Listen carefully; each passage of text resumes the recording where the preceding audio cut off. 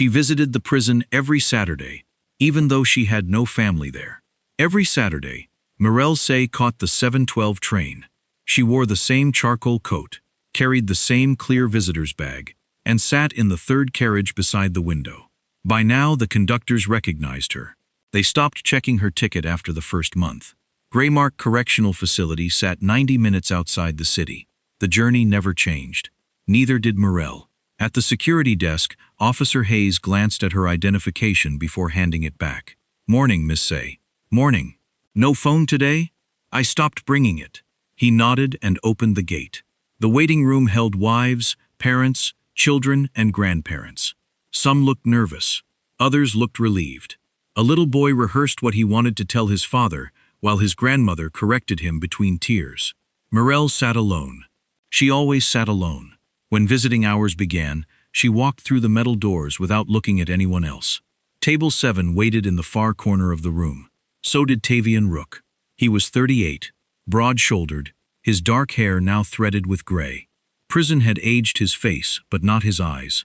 They remained alert, measuring every movement before he spoke. He sat. She sat. Neither reached for the telephone receiver mounted between them. Their conversations had been face-to-face for years, under the watch of 2 correctional officers. Tavian studied her for a moment. "You've lost weight. I didn't come to discuss me. You look tired. I didn't come for your opinion." He accepted the answer without reacting. Mirelle opened a small notebook. 1 page, 1 question. Exactly as it had been every Saturday for 4 years. "Where is my son?" Tavian rested his hands on the table. "I've told you what I remember. You've told me what you choose to remember." Silence settled between them. The officers had seen this conversation dozens of times. Always the same woman, always the same question, always the same man refusing to finish the story. Tavian looked past her toward the high windows. "I dreamed about him." "I don't care about your dreams." He was laughing. "My son doesn't belong in your dreams." "No, he belongs with me." The words landed harder than she intended. For a second, Tavian looked away. Then he said quietly. He laughed with his whole body. Mirelle's grip tightened around her pen. Jory did laugh that way. His shoulders always shook first. She had never told Tavian that. "Where?" she asked. "I don't know." "You expect me to believe you remember his laugh, but not where you left him." "I remember what happened before." "I asked where." "I don't know." She closed the notebook. The visit had lasted 9 minutes. "I'll see you next week," Tavian said. "You assume too much. You always come back." She stood. "One day I won't." He watched her leave, without answering. 4 years earlier, Jory Say had left home on a Thursday evening, wearing a navy hoodie and white trainers. He told his mother he was meeting friends. He kissed her cheek before walking out. She reminded him to buy milk on the way home. He smiled. "I'll forget." "You always do." "I'll remember this time." He never came home. The milk remained on the shopping list for nearly 3 years, before Mirelle finally crossed it out. Her house still looked as though Jory might return before dinner. His bedroom door stayed closed but never locked. His football boots remained beneath the desk. The calendar on his wall still showed April. Every first Saturday of the month, Mirelle changed his bedsheets. Not because she believed he would sleep there, because she could not bear dust settling where her son once had. Her younger sister Celia stopped by that afternoon carrying groceries. "You forgot to answer your phone." "I left it here." "You went again." Mirelle unpacked the shopping bag without replying. Celia watched her. "You don't have to keep pretending." "I'm not pretending. He isn't going to tell you. He already has." "No, he just hasn't finished." Celia sighed. "Mirelle, he knows something. He knows you keep coming." Mirelle placed 2 tins into the cupboard. "Same conversation?" "Mostly." "And you'll go back?" "Yes." "Why?" Mirelle looked at her sister. "Because if he knows where Jory is..." She stopped. The sentence needed no ending. Celia lowered her voice. Edrin called. Mirelle continued unpacking. "I didn't answer. He asked how you were." "I'm alive. He still worries about you." "He left." "He left because he couldn't survive the waiting." "He left," Celia said nothing else. There was no point reopening an argument neither sister could win. Before leaving, she paused beside the hallway. "Come to Mum's tomorrow." "I'll see. You always say that." "I know. After the door closed, the house became quiet again. Morel walked upstairs. Jory's room smelled faintly of washing powder and old books. She straightened a framed photograph that didn't need straightening. 16 years old. School uniform. One missing button on his blazer because he refused to sew it back on. She touched the frame once, then walked out. The second Saturday arrived. Same train, same security desk, same table. Officer Hayes glanced toward Tavian before Morel entered. You know. He hesitated. What? I've worked here 11 years. She waited. I've never seen anyone visit an inmate this long who wasn't family. I'm not visiting him. Hayes frowned. You've been here every Saturday for 4 years. I'm visiting my son. She walked past him before he could answer. Tavian was already waiting. You nearly didn't come. I was 3 minutes late. You've never been late before. She ignored him. Where is Jory? You always start there, because you always end somewhere else. He nodded slowly. He hated mushrooms. Morel stared at him. What? He picked them out of everything. Her face remained still. So? He used to hide them under mashed potatoes. She felt something tighten inside her chest. Only family knew that. Even Edrin laughed every time Jory did it. Who told you that? No one. You were eating with him. Tavian looked down at his hands. For a while. How long? I don't remember. You do. Silence. Morel leaned forward. How long were you with my son? Long enough. The answer never reached his lips. Instead, he said quietly, he had a scar beneath his left shoulder blade. The room disappeared. When Jory was 9, he had fallen through a greenhouse roof while trying to rescue a neighbor's cat. The glass left a thin scar across his back. It was hidden beneath his shoulder. No school records mentioned it. No missing person report included it. Very few people even knew it existed. Morel looked at Tavian as though she had never seen him before. You saw him without his shirt. He didn't answer. You've lied to me. Silence. For 4 years, Tavian finally met her eyes. Not about everything. Morel slowly closed her notebook. For the first time in 4 years, she left before visiting time ended. Tavian remained at table 7, watching the empty chair across from him, long after Officer Hayes told him the visit was over. Morel did not return to the prison the following Saturday. At 7:12, the train left without her. She sat in her kitchen until visiting hours ended. At 1:30, she caught herself wondering whether Tavian had looked toward the door when visitors entered. She hated herself for thinking about him. On Monday, she threw away the notebook she had carried for 4 years. On Tuesday, she bought another. The following Saturday, she was back at table 7. Tavian looked at the new notebook. I thought you were finished. So did I. He nodded. I waited. I didn't ask you to. No. She opened the notebook. How long did you know my son? A few months. What was he doing? Running errands. For who? The kind boys think are harmless. What boys? He stayed silent. She closed the notebook. You're still protecting someone. I'm protecting what's left. Of who? He didn't answer. Outside the prison, life had moved on. Neighbors stopped asking how she was. People stopped promising answers. At work, she processed invoices mechanically. She declined invitations, ignored birthdays, and let holidays pass unnoticed. Her life had narrowed to one prison visit every Saturday. One evening, Edrin was waiting outside her house. You changed the locks. You still have my number. You don't answer. No. He nodded. I heard you're still visiting him. I am. He isn't going to tell you. He already has. He knows things.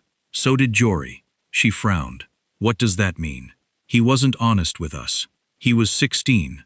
He had money. He disappeared for hours. He told us he was repairing computers. He showed me receipts. He showed us what he wanted us to see. She looked away. We didn't know. We didn't ask. Silence settled between them. Finally, Edrin spoke. I spent 2 years searching for our son. She remained quiet. I spent another 2 watching you disappear. I haven't disappeared. You've built your life around one visiting room. She looked at him. You accepted he was gone. I accepted I might never bring him home. That's the same thing. It isn't. He took a slow breath. I still love you. I know, but I can't keep waiting outside your grief. He turned and walked away. Neither looked back. As Morel left the prison the following week, the chaplain stopped her. Miss Say. She nodded politely. When was the last time someone came looking for you? She frowned. I don't understand. You've spent 4 years visiting the same man. So? Who visits you? She said nothing. Tavian has no family, no friends, no visitors. I know. The chaplain studied her for a moment. Be careful, the reason you arrived doesn't become the reason you stay. His words lingered. She began noticing things she had ignored. Tavian remembered when she cut her hair. He noticed when she wore a heavier coat. He asked whether her mother's arthritis had improved. She couldn't remember telling him. Then she did. 2 years earlier, after Hester's surgery, he remembered. She hadn't. The next Saturday, Tavian asked, How's your sister? She frowned. Why?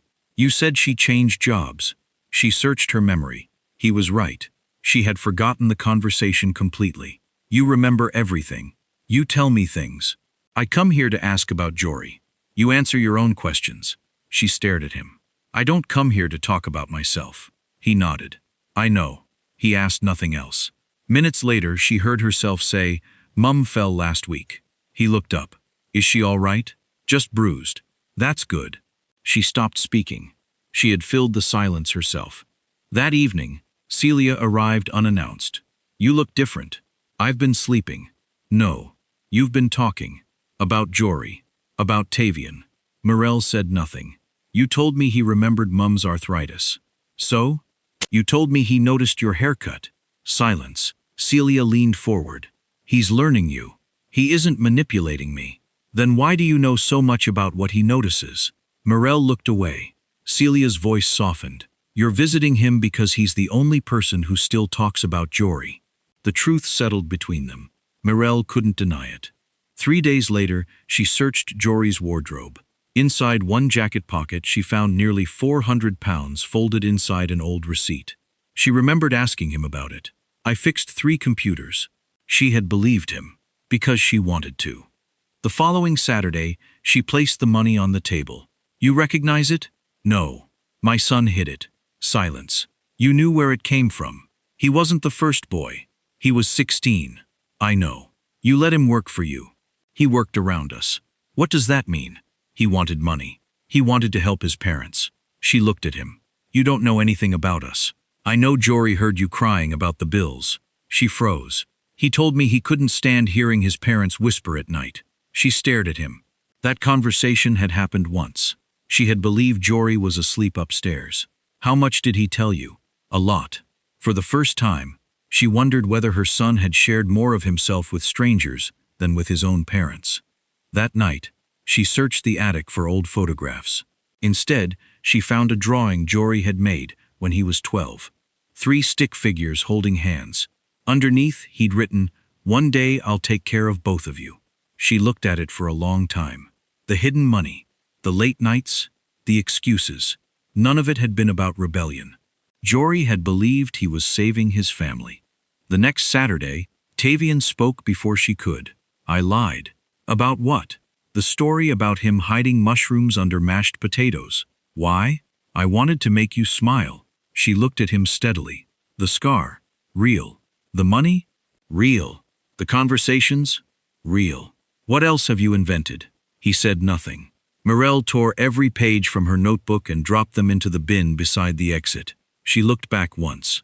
I've spent 4 years trying to separate your truth from your lies. She picked up her bag. Next Saturday, I'm not coming. She walked out. Tavian remained seated long after the visiting room emptied. For the first time since Morel entered his life, he wasn't watching the door. He was staring at the empty chair across from him. Morel kept her promise. The following Saturday, she stayed home. At 9:15, visiting hours began. Officer Hayes escorted Tavian into the visiting hall. His eyes went straight to table 7. The chair was empty. He sat anyway. By the 3rd Saturday, Hayes stopped taking him there. No visitors today. I know. A month passed. Morel returned to work. She visited her mother. She had dinner with Celia. Life didn't feel normal, but for the first time in years, her week no longer revolved around Saturday. Then, the first letter arrived. No return address. 1 sentence. I'm sorry. She burned it. The second letter followed a week later. She burned that too. The third contained a page torn from a road atlas with one location circled. She threw it away. The fourth contained only handwritten coordinates. This time, she kept it. Detective Rowan Pierce studied the paper in silence. Where did this come from? I can't tell you. You understand we need that information. I gave you what matters. He looked at her. Someone has known all this time. She nodded. Pierce folded the paper. We'll search. The coordinates led investigators to an abandoned quarry. There was no body. Instead, they recovered Jory's backpack beneath loose stones. Inside were his school identity card, a broken wristwatch, and a silver chain. Morell recognized it immediately. She had given it to him on his 15th birthday. Detective Pierce handed her the evidence bag. He was here, she said. Pierce nodded. But he isn't anymore. No. The next Saturday, Morell returned to Greymark. Officer Hayes looked surprised. I thought you were done. So did I. He opened the gate. Tavian looked thinner. She placed the evidence bag on the table. You sent me there. Yes. They found his backpack. He nodded. They didn't find my son. No. So explain. He lowered his eyes. I couldn't tell you everything. You wouldn't. He didn't argue. You watched me come here every Saturday. Silence. You watched my marriage fall apart. Silence. You watched me build my life around a boy who was already gone. Still nothing. And you gave me a backpack. She leaned forward. What was Jory doing? He ran errands. For you? For people around me. What kind? Deliveries. Messages. Cash collections. He was 16. I told him to stay away. You expect me to believe that? He wanted money. My son had parents. He thought his parents needed saving. The words caught her off guard. He heard your father shouting about the bank taking the house. Morell remembered. 2 weeks later, Jory disappeared. Tavian continued. He asked how old someone had to be before he could earn real money. She looked down at her shoes. She had worn the same pair for years. Jory had noticed. She never had. That evening, she drove to Edrin's flat. When the business collapsed, he nodded. Did Jory know? I think he knew more than we realized. You never told me. You weren't ready to hear it. She covered her mouth. We thought we were protecting him. Edrin looked at her quietly. He thought he was protecting us. 3 days later, another letter arrived. 6 words. I can't carry it anymore. She folded it into her handbag. The following Saturday, Tavian spoke before she could. I've been lying to myself. About what? That I wasn't responsible. You were. I never touched him. You didn't have to. He looked at the table. They asked me what to do. And you said, handle it. Silence settled between them. I never asked how. You already knew. He nodded once. Yes. Morell sat slowly. So every time you said you didn't kill him, I believed it. You believed the wrong thing. I did. She asked the question she had carried for 4 years. Where is my son? Tavian closed his eyes. I know. She waited. I've always known. Her face didn't change. You knew every Saturday? Yes. And every week you chose not to tell me. He nodded. Why? He met her eyes. Because once I told you, he struggled to finish. You'd never come back. The room fell silent. You kept my son from me because you couldn't bear losing your only visitor. Yes, I came here for Jory. I know. You kept me grieving because it kept you from being alone. He didn't deny it. You stole 4 years from me. I know. She stood. I used to think prison was your punishment. He looked at her. I was wrong. She picked up her bag. The worst thing that happened to you wasn't your sentence. She paused. It was discovering my grief made you feel human. She turned toward the door. Behind her, Tavian spoke without hesitation. I'll tell them. She stopped. I'll tell them where he is. She closed her eyes. For 4 years, she had imagined hearing those words. Now they brought only exhaustion. Without turning around, she said, You should have done that before you learned my train schedule.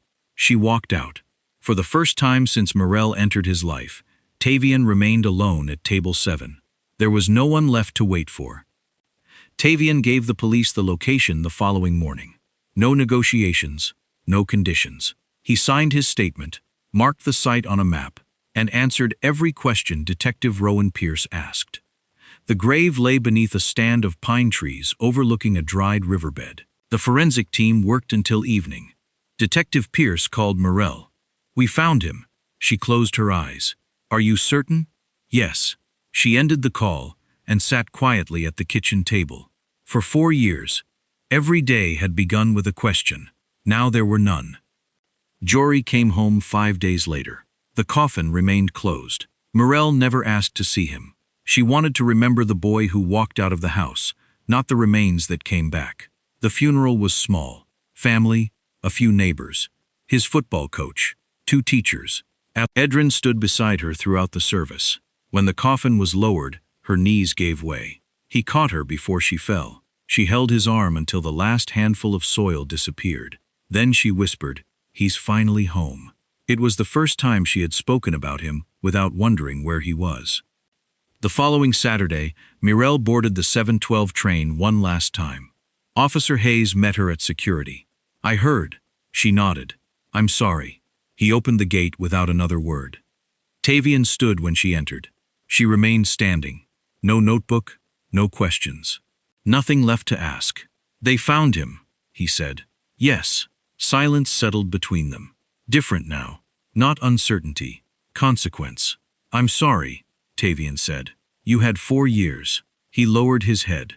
"I kept telling myself I'd tell you next week. But next week meant I'd come back." He looked up. She continued. "You didn't only steal my son's life. You stole the years I should have spent grieving him. For 4 years I kept searching for someone who was already gone." His shoulders dropped. For the first time since she had known him, he cried without trying to explain himself. She waited until he looked at her again. "I don't hate you anymore." He stared at her. "I've left that here." She turned toward the door. "Morel." She stopped. "Will you ever come back?" "No." She walked out without looking back. Morel visited Jory's grave the following Saturday. She carried the same flowers she once took to the prison. She smiled sadly at the thought. For years she had carried hope through prison gates. Now she carried peace to her son's grave. She sat beside the headstone. "Good morning." She told him about Celia's new job, about his grandmother finally using a walking stick, about Edrin repairing the old garden fence because Jory would have complained if he had seen it leaning. When she finished, she stood and went home. 3 months later, Edrin knocked on her door carrying a small cardboard box. Inside were undeveloped photographs he had finally printed. Jory washing the car. Jory asleep on the sofa. Jory laughing so hard the photograph blurred. They looked through them quietly. At the last picture, Morel smiled. For 4 years, all I could remember was him leaving. Edrin reached across the table. She took his hand. Not because they had found their marriage again, because grief was no longer standing between them. A year later, Detective Pierce retired. Before leaving the station, he visited Morel. His eyes settled on the mantel. One framed photograph of Jory. No missing person posters. No investigation files. No maps. Just her son. "You look different," he said. "I sleep now." As he left, he asked, "What kept you going all those years?" Morel looked at the photograph. "I thought I was searching for my son. Weren't you?" She shook her head. "I was searching for permission to stop." The following Saturday, Morel woke before dawn. For a moment, her body prepared for the old routine. The train, the prison, table 7. Then she picked up fresh flowers and drove to the cemetery instead. She rested her hand against Jory's headstone. "I'm here." The wind moved softly through the trees. For the first time in 4 years, there was nowhere else she needed to be. Tavian remained behind prison walls. Morel no longer lived there with him. She had buried her son. She had buried the waiting. And on the first Saturday that truly belonged to her again, she chose the only place her love had ever needed to arrive: home. If this story stayed with you until the very end, thank you, truly. I write these stories because I'm fascinated by people, the choices they make, the mistakes they regret, the love they never expected, and the moments that change everything. Every character, every plot twist, every emotional turn, and every ending begins as a blank page before it's carefully written into the story you've just experienced. While AI-assisted narration and visuals help bring these stories to life, the stories themselves are originally written by me, from the first idea to the final twist. If you enjoyed this one, I'd be grateful if you liked the video, subscribed to the channel, shared it with someone who loves emotional stories, and turned on the notification bell. It really helps me keep creating more stories for you. Until our next journey, Jetta Valine.